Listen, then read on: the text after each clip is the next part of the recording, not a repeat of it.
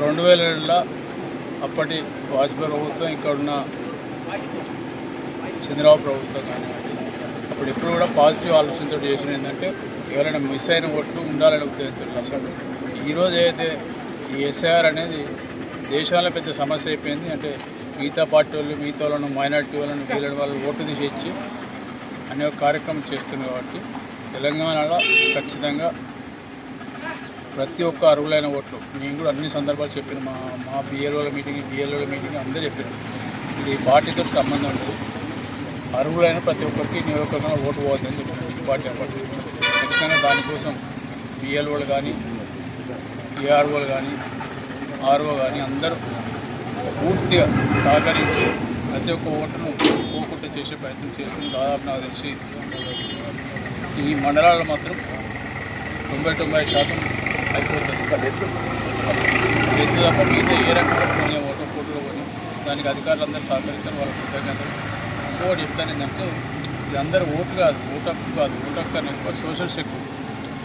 ఈ ఓటు పోతే ఏమైందంటే సోషల్ సెక్యూరిటీ వాళ్ళకి ఏదైతే ప్రభుత్వం ఇస్తుందో రేషన్ కార్డు బియ్యం ద్వారా కానివ్వండి, లేకపోతే పెన్షన్లు కానివ్వండి, ఇందిరా మిల్లు కానివ్వండి, ఇవన్నీ కూడా కట్ అయిపోతాయి. ఇది తెలియదు మొదలు.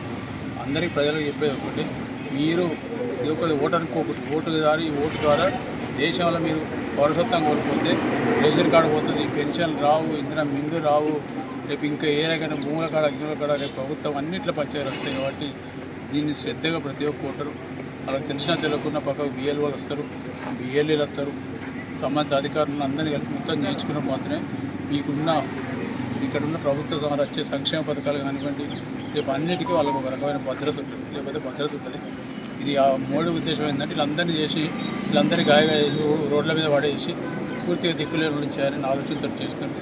దీనికి సంబంధిత అధికారులు అన్నిటికన్నా ఎక్కువ ఎవరైతే ఓట్లు నామోదు చేసుకుని ఎక్కడైతే మిస్ అయినాయో అవన్నీ సంబంధిత కాయిదాలు తీసుకొని వచ్చి అవన్నీ చేస్తే ఏ రకమైన సమస్య ఉంటుంది. కాబట్టి ప్రత్యేకంగా వాళ్ళ దగ్గర ఇక్కడ ఉన్న ఇప్పుడు ఇంతకు చూసినాయి ఒక్కొక్కరు 15 నుంచి గంట పడుతున్నారు. అప్పుడు బాబు కష్టపడి ఇప్పటిదాకా ట్రైనింగ్ చేసి చాలా ఫాస్ట్గా చేస్తారు. ఇదే చేసి మీరు తొందరగా మీరు కంప్లీట్ అయితే వేరే మండలాలకు లేకపోతే మున్సిపాలిటీ పంపిస్తే ఆడ ట్రైనింగ్ చేసేవారు. తప్పకుండా చేస్తున్నాం. వాళ్ళందరికీ దగ్గర ధన్యవాదాలు. ఇది ఇప్పుడు అమ్మాలు చెప్తారు, ఇప్పుడే చెప్తాను, మా ఓటు ఖచ్చితంగా ఉండాలని చెప్తారు, నాకేస్తానని చెప్తాను, అది కూడా చెప్తాను.